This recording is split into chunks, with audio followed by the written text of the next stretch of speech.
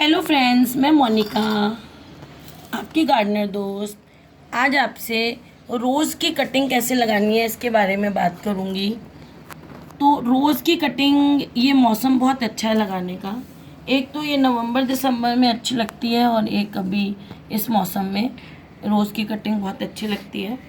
रोज़ friends हमेशा जब भी उगाया जाता है, इनिशियली आपको उगाना है तो आपको देसी रोज़ की कटिंग ही उगानी चाहिए।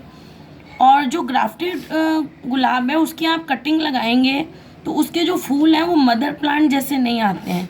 कई बार कुछ कुछ मदर प्लांट टाइप के हो जाते हैं लेकिन उतने सुंदर और खूबसूरत नहीं आते।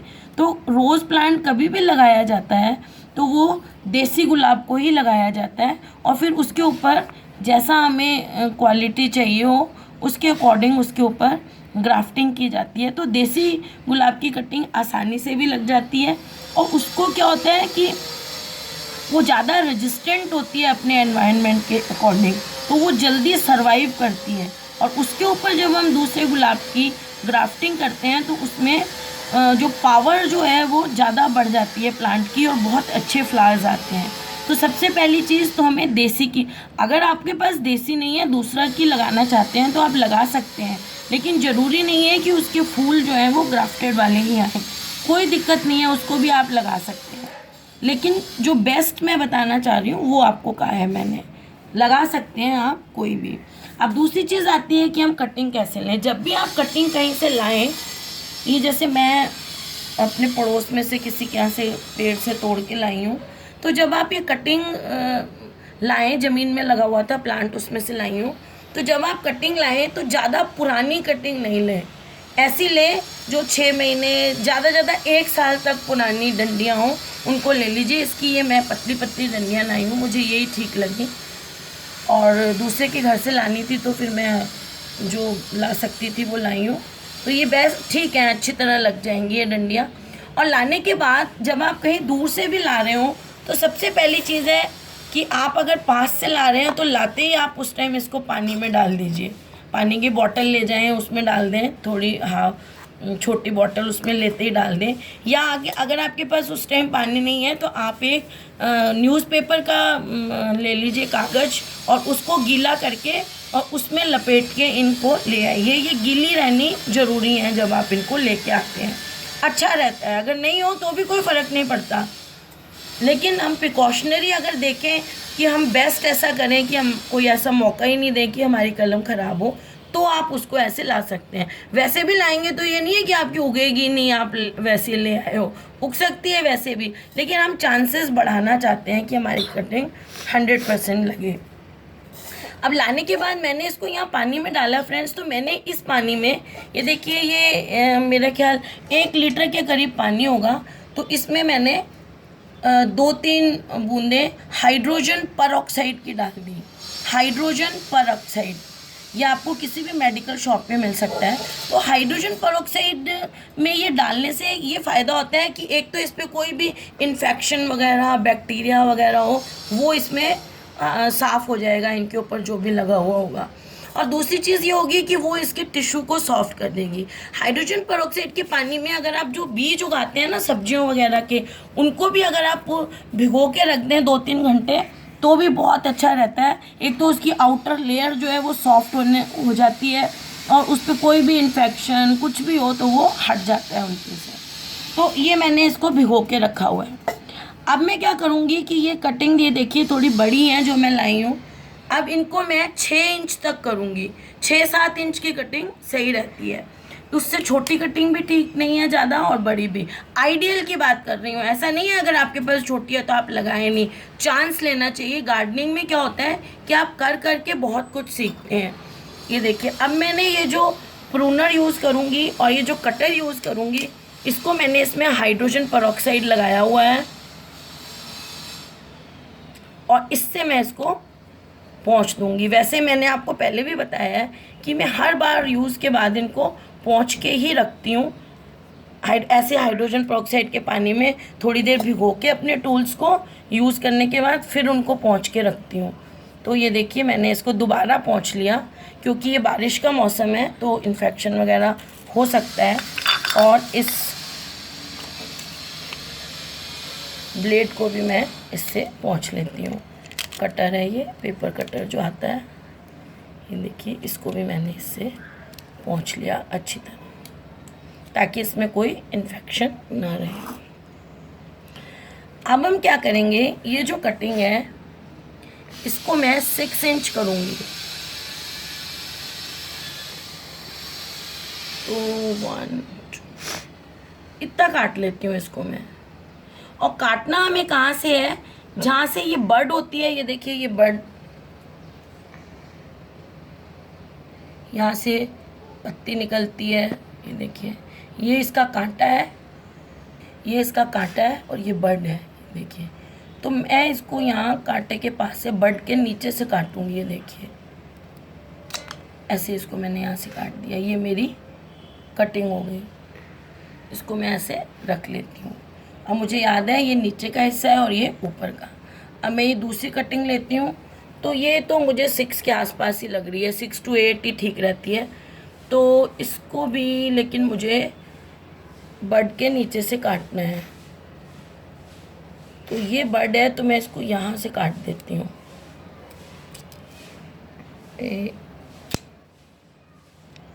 ये इसको मैं यहाँ से काट दिया और इसको भी ऐसे ही मैं बर्ड जहाँ भी होगी उसके नीचे से ऐसे कट कर लूँ। ये देखिए, ये थोड़ी सी लंबी है तो इसको मैं थोड़ा छोटा कर लेती हूँ। ये देखिए, ये बर्ड है, इसके थोड़ा नीचे से ऐसे काट लेती हूँ। ये देखिए, ये मैंने काट लिया है। और ये जो अपनी एक छोटी सी बच्ची थी, इसको भी लगा लेते हैं। ऐसे छोड़ना नहीं है, इसको भी लगा लेंगे। इसको हमने यहाँ से काटा था, ये देखिए, थोड़ी सी कटिंग इसको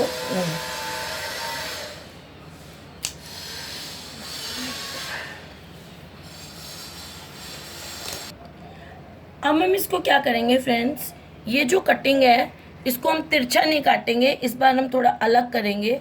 इसको मैं ऐसे यहाँ से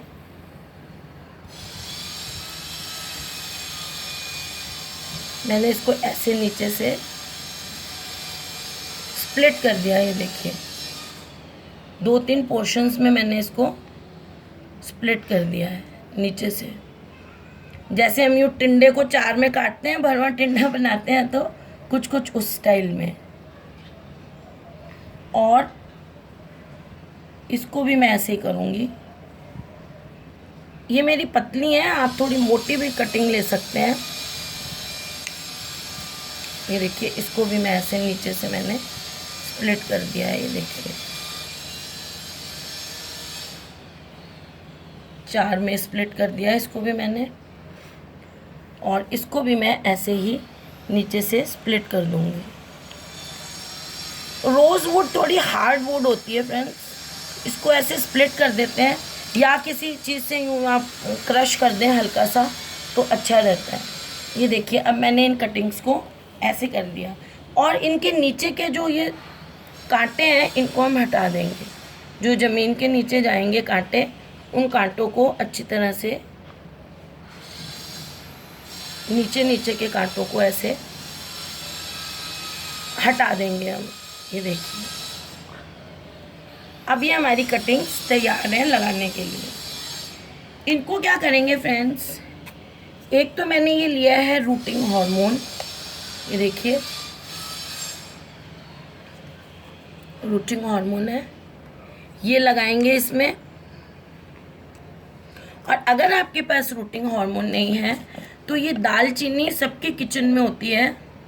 ये दालचीनी का पाउडर, लंबी लंबी स्टिक आती है ना, बार्क जैसी, जो गरम मसाले में भी डलती है, प्याज वगैरह के तड़के में भी हम डालते हैं। ये दालचीनी का मैंने मिक्सी में पाउडर किया हुआ है, मैं इसको चाय में भी डालती हूँ। तो इसको सिनेमन कहते हैं जिसको इंग्लिश में। इस दालचीनी के पाउडर को मैं, ये शहद है, शहद और दालचीनी के पाउडर को मैं ये मिक्स कर लेती हूँ। आप जानते हो जो ये मैंने पतंजलि का शहद लिया है, प्योरिटी की गारंटी होती है जिसकी तो शहद जो है आपको पता है प्लांट्स में से ही निकलता है, तो इसमें वायबिलिटी भी होती है न्यूट्रिशन भी दे सकता है ये प्लांट को, और एंटीसेप्टिक भी होता है और एंटी फंगल भी होता है। तो ये प्लांट को डिजीज़ नहीं, फंगस वगैरह, जैसे रूटिंग हार्मोन का काम करता है। इसमें हार्मोनल क्वालिटी भी होती है जो रूटिंग में को एनहेंस करती है प्लांट्स के। और इसमें मैंने शहद दोनों को मिला दिया। क्यों मिला दिया? क्योंकि मुझे लगता है कि अगर हम शहद मिला के अगर लगाएंगे तो हो सकता है मिट्टी में चींटी भी आ सके। तो इसलिए मैंने क्या किया कि रूटिंग हार्मोन और दालचीनी को मिला दिया, ताकि अगर चींटियाँ भी आएँ तो दालचीनी के कारण वो नहीं आ पाएंगी। तो मैं 2 तरीक़ों से इसको लगाती हूँ। मैंने इसको स्प्लिट किया हुआ है, और ये हाइड्रोजन पेरोक्साइड वाला पानी है, देखिए इसमें इसको दोबारा डिप कर रही हूँ मैं। डिप करने से ये भी होगा कि जो हमने स्प्लिट करा है उसमें भी कोई इन्फेक्शन नहीं आएगा। और इसको मैं अब इस रूटिंग हार्मोन में डिप करती हूँ। अब हमने स्प्लिट क्यों किया है, इसकी लॉजिक ये है कि स्प्लिट करने से देखिए ये रूटिंग हार्मोन इसके अंदर चला गया। ये देखिए स्प्लिट करने से रूटिंग हार्मोन अंदर तक चला गया। वैसे ऊपर ऊपर की सरफेस पे लगता है, लेकिन हमने इसको काटा तो ये अंदर तक चला गया, इसलिए इसको कर रहे हैं। अब ये स्प्लिट आप हर कटिंग में नहीं करेंगे, ये इसमें इसलिए मैं कर रही हूँ क्योंकि ये हार्ड वुड होती है ना, रोज़ हार्ड होता है थोड़ा, लेकिन इसकी कटिंग लगानी बहुत आसान होती है रोज़ की। तो स्प्लिट में ये रूटिंग हार्मोन चला गया है। और अब हम इसको लेंगे फ्रेंड्स, और इतना 2 से 2.5 इंच तक अंदर डालेंगे। अब आप इसको ऐसा नहीं करेंगे कि आधी कटिंग, कई लोग ऐसा करते हैं हाफ कटिंग डाल देते हैं, कई 2/3 कटिंग को भी डालते हैं सॉइल के अंदर, लेकिन 2 से 3 इंच ठीक रहती है। क्योंकि ज़्यादा आप नीचे बहुत ज़्यादा दबाएंगे तो उसको गलने का डर रहता है, रोटिंग होने का डर रहता है, इसलिए हम बहुत ज़्यादा नहीं इसको बरी करेंगे। हम इसको सिर्फ 3 इंच मैक्सिमम बरी करेंगे, ताकि इसके गलने का डर नहीं रहे। और अब मैं इसको नॉर्मल पॉटिंग सॉइल जो मैं बनाती हूँ उसमें लगाऊंगी। इसको मैं आर्टिफिशियल जो मीडियम लेती हूँ उसमें नहीं लगाऊंगी, नॉर्मल में लगा रही हूँ, जिसमें एक हिस्सा तो सैंड है जिसको बजरी या रेत कहते हैं, एक हिस्सा गार्डन सॉइल। गार्डन सॉइल का मतलब होता है फ्रेंड्स सिंपल मिट्टी। आप कहीं से कोई सिंपल मिट्टी लाते हैं उसको गार्डन सॉइल कह देते हैं। मेरे को कई व्यूअर्स ने पूछा कि मैडम गार्डन सॉइल हम कहाँ से लाएं, हमारे पास तो सिंपल मिट्टी है जो हम कहीं से लाए हैं। तो गार्डन सॉइल उसी को ही कहते हैं। एक हिस्सा सैंड, एक हिस्सा सॉइल जिसको हम गार्डन सॉइल भी कह देते हैं, और एक हिस्सा आप इसमें कंपोस्ट का ले लीजिए। गोबर की खाद मत डालिए, कटिंग्स वगैरह में गोबर की खाद नहीं डालते, वो थोड़ी गर्म होती है। तो एक हिस्सा इसमें कंपोस्ट का ले लीजिए। कंपोस्ट मतलब पत्ती की खाद, या वर्मी कंपोस्ट जो आती है वो भी ले सकते हैं आप।